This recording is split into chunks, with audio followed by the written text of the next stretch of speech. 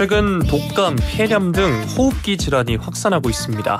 이렇게 찬바람 부는 춥고 건조한 겨울에 면역력이 떨어지면서 다양한 질환에 노출될 수 있다고 하는데요. 겨울철 면역력을 높이려면 어떻게 해야 할지 전문가와 함께 알아보도록 하겠습니다. 성균관대 융합생명공학과 조재열 교수님 스튜디오에 나와 계십니다. 안녕하세요. 네, 안녕하세요. 네, 이렇게 월요일에 스튜디오까지 직접 나와주셔서 다시 한번 감사드리겠습니다. 네. 교수님은 혹시 월요병은 없으실까요? 네, 저도 당연히 있죠. 하지만 그래도 즐기면서 살아서 그렇게 크게 월요병 자체는 없습니다. 또 저도 면역을 하기 때문에 스트레스가 면역이 별로 좋지 않아서 가능하면 스트레스 피하려고 최대로 노력하고 있습니다. 그래서 월요병도 잘 이겨내고 있습니다. 네, 질문 하나만 더 드리면 월요병을 없애는 방법도 의학적으로 있을까요? 방법은 좋은 게 있습니다. 일요일을 월요일처럼 일하면 됩니다. 그렇군요. 네. 정말. 이거는 농담이고요. 네. 그래도 일요일에 쉬시면서 일에 대해서도 조금씩 생각하시면 월요일 날도 좀 낫지 않을까 싶습니다. 저는 개인적으로 그렇게 하고 있습니다. 네, 감사합니다. 자, 교수님이 면역학 박사님이다라고 이제 들었는데 우리가 흔히 어디 아플 때 나 면역력 떨어졌나 봐 이렇게 이야기를 많이 하잖아요. 이 면역력이라는 개념은 정확히 어떻게 이해하면 될까요? 네, 우리 몸속에 들어온 병원균이나 외부 물질을 방어하는 역할을 이뮨, 즉 면역 혹은 면역력이라고 합니다. 네. 면역력은 우리 몸에서 바이러스나 암세포와 같은 유해인자로부터 몸을 지키는 군대와 같은 역할을 하는 것이죠. 우리 몸에서 면역을 통한 방어작용은 크게 두 가지로 나눠지는데요. 첫째는 선천 면역에 의해서고 둘째는 후천 면역에 의해서 이루어집니다. 선천 면역은 우리 몸에 감염된 병원균을 즉각 감지해서 사멸시키는 작용을 하는 건데요. 유사시 최전방의 군대와 같은 임무 수행을 하며 흔히 NK 세포라 불리는 이제 자연살해 세포와 대식 세포 등에 의해서 이런 임무들이 수행되고요. 후천 면역은 가슴 흉선에 존재하는 T 세포에 의해 매개되는데 항체 생성을 증가시키고 세포 면역 체계를 활성화시키면서 유해균이나 바이러스 침입 등을 효율적으로 막아내는 데 도움을 주고 있죠. 네, 면역작용을 선천, 후천 이렇게 나눠서 설명을 해주셨는데 교수님 저희가 이제 보이는 라디오 시청자분들이 교수님의 이제 얼굴도 궁금해하실 것 같아서 저도 좀 쳐다봐 주시면 알겠습니다. 네, 안경을 써야 되겠네요. 네. 그러면 이렇게 면역력이 떨어지고 약해졌을 때 우리 몸에는 어떤 신호가 나타날까요? 네, 면역력이 약해지면 가장 먼저 피로감을 느끼게 되는데요. 평소와 다르지 않은 활동량에도 피로감과 무력감을 느낄 수 있게 되죠. 이렇게 피로도가 쌓이고 면역력이 떨어지면 혓바늘과 같은 구강 내 염증성 질환이 나타나게 됩니다. 잠복 상태에 있던 바이러스가 활성화돼서 대상포진과 같은 그런 질병도 일으키기도 하죠. 감기나 독감과 같은 바이러스성 질환은 면역 기능이 저하된 사람에게서 감염을 일으켜서 폐렴, 폐혈증 등 위험이 높은 다양한 질병으로 발전될 수 있습니다. 그래서 평소 예방이 매우 중요한 것이고요.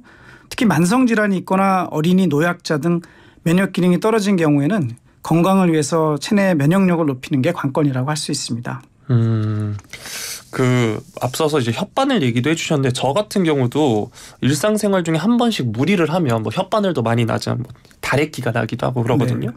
근데 별 활동하지 않았는데도 피로하고 무기력한 증상이 이제 나오면 이게 면역력이 떨어져서 그러는 걸까요? 네, 맞습니다. 사실 저도 그렇고 많은 분들이 그러시겠지만 고3 이후로 고3부터 시작해서 안 피곤한 날이 없었던 것 같은데 이게 피로도 계속 두면 만성 피로로 간다라고 하잖아요. 그렇죠. 이러면 또 큰 병이 될 수도 있는 건가요? 네, 맞습니다. 만성 피로는 결국 다양한 감염력에 대한 약함 이런 것들로 이어지기 때문에 특히 요즘 같이 이제 환절기에는 여러 가지 감기나 몸살 같은 독감과 같은 바이러스성 질환들이 주위에 많이 포진되어 있지 않습니까? 그러니까 언제든 우리를 공격할 수가 있는 것이죠. 면역력이 그런 것들 방어하는 중요한 기전인데 그것이 약해지면 쉽게 그러한 질병에 걸릴 수가 있게 되는 것이죠. 네.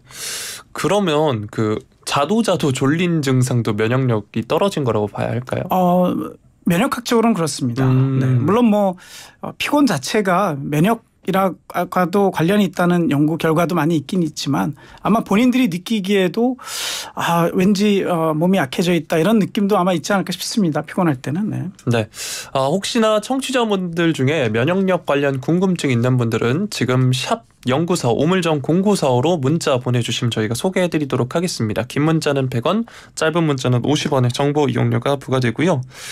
자, 이제 겨울이라서 날씨가 많이 추워졌습니다. 물론 뭐 최근 며칠 동안 이제 날씨가 좀 비교적 온화하긴 했는데 이런 추운 날씨도 면역력과 상관관계가 있을까요? 네, 상관관계 있습니다. 추위로 인해 우리 몸의 체온이 내려가는 것은 면역력과도 관계가 큰데요. 사람마다 차이는 있지만 보통 체온이 1도 정도 내려가면 면역력이 30-40% 정도 떨어진다고 알려져 있습니다. 네.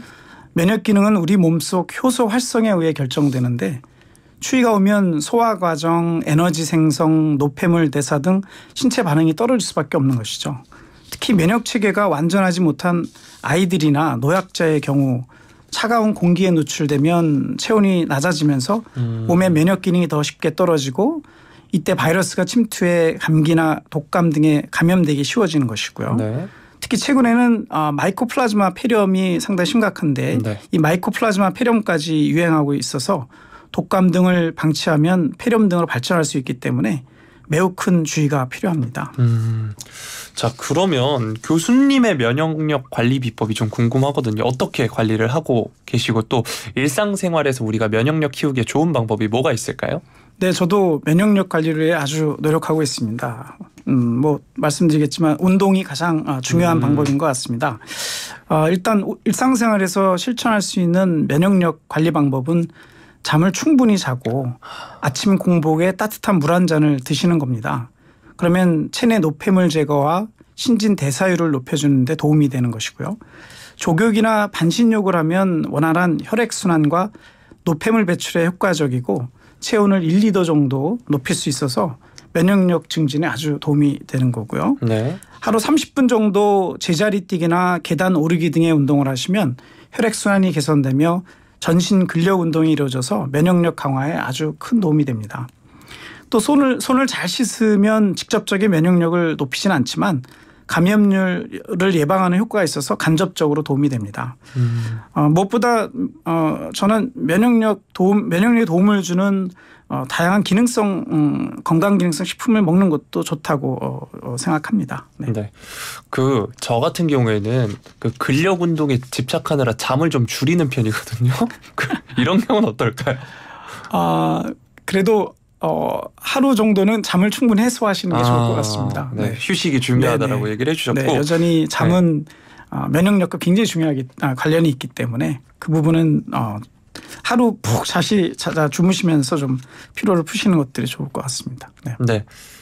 면역력은 근육이 좌우한다 이런 얘기도 있다라고 하던데 이건 청취자분의 질문이거든요. 4092님이 면역력은 근육이 좌우한다던데요? 라고 문자를 보내주셨는데. 네. 근육 운동이 특히 더 좌우합니다. 왜냐하면 이제 근육 운동을 하면서 우리 몸의 임파관의 활동을 촉진시키면 결국은 임파관 내에 임파액의 흐름을 촉진하게 되거든요. 그러면 혈액순환이 잘 되면 우리 몸 구석구석이 좋은 영양분이 공급되듯이 근육 운동을 통해서 임파관 내 임파액 움직임을 잘 이루게 되면 골고루 면역 세포들을 잘 공급하기 때문에 또 굉장히 좋은 면역 기능 강화 효과도 있습니다. 그래서 근육 운동 강화는 굉장히 중요한 거라고 생각합니다. 네, 근육 운동을 이제 교수님께서 앞서서 계단 오르기 이런 걸 추천해 주셨고요. 네. 8331님께서는 앞서서 이제 교수님이 건강기능식품 얘기도 해주셨는데 8331님께서 뭐라고 보내주셨냐면 유산균, 비타민 D를 꾸준히 복용을 하면 면역력 증진에 좋다고 해서 아이에게 먹이고 있다라고 하시네요. 맞는 얘기일까요? 라고 해주셨어요. 네, 뭐 식약처에서 건강기능성 식품으로 인정한 경우는 그 효능이나 아니면 안전성이 엄격히 관리되어 있기 때문에 제 생각에는 계속 꾸준히 먹는 게 좋다고 생각합니다. 네. 음식 얘기가 나와서 그런데 건강기능식품 이야기가 나와서 그런데 면역력 보강에 좋은 음식을 섭취를 하려면 어떤 영양소의 음식들을 챙기는 게 좋을까요? 좀 전에 말씀드린 것처럼 이제 식약처에서는 건강기능성 식품 관리를 매우 엄격하게 하고 있거든요. 네네. 그래서 정확하게 효능 근거로 식약처에서 허가를 내주고 있습니다. 네. 예를 들면 홍삼의 경우는 식약처로부터 면역력 증진, 피로 개선, 항산화, 기억력 개선, 혈행 개선 뭐 이런 6가지 기능성을 엄격한 실험적 결과를 근거로 해서 공식적으로 인정하고 있거든요. 네. 그래서 예를 들면 이제 홍삼의 경우 다시 한번 말씀드리면 어떤 굉장히 많은 연구를 통해서 위에서 말씀드린 선천성 면역 체계와 후천성 면역 체계 양쪽에 다 도움을 준다는 것이 여러 실험을 통해서 밝혀졌습니다. 홍삼을 섭취하게 되면 이제 선천적 면역을 담당하는 대식세포를 활성화시킨다는 것이 확인이 됐고 이를 네. 통해서 면역 조절 물질인 사이토카인이 분비되거나 또 다른 면역세포인 수지상세포를 활성화시켜서 강력한 면역세포인 앞서 말씀드린 NK세포의 활성을 높여서 외부 바이러스나 세균, 암세포 등을 죽이고 이겨낼 수 있는 그래서 우리 몸을 지키는 그런 중요한 면역력을 우리한테 줄 수가 있고요. 또 후천성 면역 기능 쪽에서는 가슴 흉선에 존재하는 T세포에 의해서 매개되는데 항체 생성을 증가시켜 세포 매개 면역을 활성화시킴으로써 유해균과 바이러스의 침입을 효율적으로 막도록 도와주게 됩니다. 또 암과 관련된 사이토카인 분비를 조절해서 항암 효과를 높여준다는 그런 다양한 연구 결과가 있었고요. 네. 요즘 이제 독감, 코로나 뭐 이런 각종 호흡기 질환이 많이 유행하고 있지 않습니까? 특히 마이코플라즈마 폐렴도 급증하고 있는데 이 백신 접종을 할 때도 홍삼을 꾸준히 섭취하면 도움을 받을 수 있습니다. 국내 다양한 연구 결과에 따르면 백신 접종과 함께 홍삼을 섭취하면 항체 생성률 증가 등의 시너지 효과가 있다는 점이 밝혀졌습니다. 이런 다양한 기능들이 연구를 통해서 확인이 되었고 이런 결과들을 근거로 식약처에서는 건강기능성 식품들을 관리하기 때문에 뭐 어떤 제품이든 꾸준히 드시면 효과가 있을 거라 생각합니다. 네, 지금 말씀해 주신 홍삼에 관해서는 질문 잠시 후에 제가 또 드리기로 하고 사실 궁금한 건 음식이거든요. 우리가 기력이 떨어지면 보양식 먹으러 가자 이런 얘기 하는데 뭐 백숙 그리고 뭐 장어 이런 거 먹으러 가자고 네. 하는데 먹어서 면역력 높이는 보양식 추천해 주신다면 어떤 게 있을까요?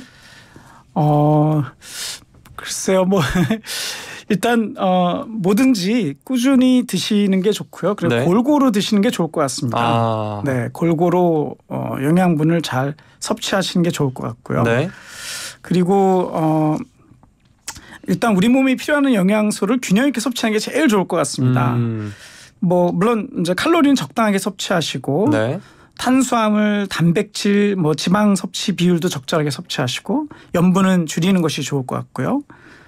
생선, 달걀, 콩 같은 이런 질 좋은 단백질을 꾸준히 드시는 게 아마 건강 관리에 굉장히 중요할 것 같고요. 그리고 필수적인 영양소들이기 때문에 면역력 유지에도 도움이 될 것 같습니다. 뭐 아까도 말씀드렸지만 건강기능성 식품도 가능하면 뭐 드시는 게 저는 좋다고 생각합니다. 네. 네. 그 홍삼 얘기를 해주셨는데 저 같은 경우에 이제 몸이 뜨겁거든요. 네. 네. 이런 사람도 괜찮을까요? 네, 물론 섭취 가능하십니다. 네. 네. 뭐 여러분들께서 인삼이나 홍삼을 먹으면 열이 난다 뭐 이렇게 얘기를 네. 하시는데 연구 결과에 보면 그렇지 않은 것으로 확인이 됐습니다.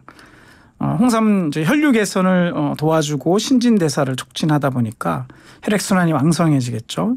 그래서 우리 몸에 에너지를 공급하게 되게 되고 이때 나타나는 에너지 대사량에 따라서 일시적으로 열감을 느끼게 되는 것인데요. 체온이 상승되거나 혈압이 올라가는 것은 아닌 것으로 확인이 됐고요.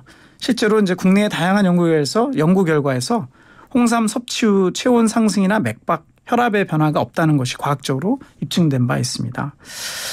그렇지만 이제 홍삼은 혈소판 응집 억제를 통한 혈행 개선 효과가 있기 때문에 혈액 응고제를 복용하시는 분은 섭취 시 주의가 좀 필요해 보입니다. 네.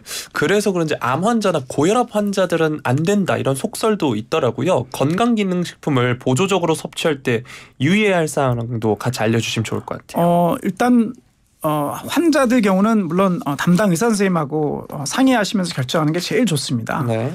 그러면서도 다양한 연구를 통해서 암 환자의 경우 안전성이 확인된 그런 식품류들 그런 부분들은 아마 섭취해도 되지 않을까 싶고요. 제 생각에는 식약처에서 허가된 그런 제품들은 간 기능이 크게 문제되지 않거나 아니면 혈소판 응집 관련된 그런 기능이 있는 소재들에 대해서 혈행 개선에 문제가 항혈액 응고제를 복용하시는 분이 아니라면 섭취하셔도 저는 문제 없다고 생각합니다. 네. 기저질환이 있거나 환자분들은 의사와 꼭 상담해 주시면 좋고요. 저도 사실 건강기능식품을 많이 먹는 편이거든요. 뭐 홍삼도 종종 먹긴 하지만 뭐 다양한 영양제들 많이 먹는데 홍삼 외에도 비타민류, 무기질류 이런 것도 괜찮을까요? 네, 굉장히 중요합니다. 네. 왜냐하면 면역세포들의 활성을 나타낼 때는 그 코팩터라는 단어로 우리가 쓰는데 그런 조효소 그다음에 비타민 이런 것들이 활성이 굉장히 중요합니다. 네. 영양학적으로 면역 영양학적으로 많이 밝혀진 내용이기 때문에 그런 부분들을 꾸준히 섭취하시면 좋을 것 같고요. 뭐 대부분은 음식을 통해 섭취하기 때문에 음식을 골고루 드시는 분이라면 크게 따로 섭취할 필요는 없다고 생각하지만 그렇지 않은 분들은 추가적으로 섭취하시는 게 좀 좋을 거라 생각합니다. 네, 음식을 골고루 먹어야 된다라고 얘기를 해주셨고 마지막으로 겨울철 면역력 키우기 이건 명심해야 된다. 제일 중요한 점 딱 한 가지만 짚어주시면요. 네, 아주 중요한 질문이십니다. 독감 백신 접종 후 항체가 생성되기까지 2주 정도 시간이 필요합니다. 네. 아직까지 독감 백신을 접종하지 않으신 분들은 꼭 접종을 권장드립니다. 또 감기나 독감 원인 바이러스는 매우 다양해서 근본적인 예방이나 치료가 매우 힘든 상황이 있기 때문에 평상시 스스로 면역 관리가 매우 중요합니다. 앞에서 말씀드린 겨울철 면역력에 도움이 되는 생활 수칙을 잘 실천해서 스스로 강한 면역력 관리에 적극적으로 유의해서 생활하시면 아주 좋을 것 같습니다. 네, 지금까지 성균관대학교 융합생명공학과 조재열 교수와 이야기 나눠봤습니다. 고맙습니다. 감사합니다.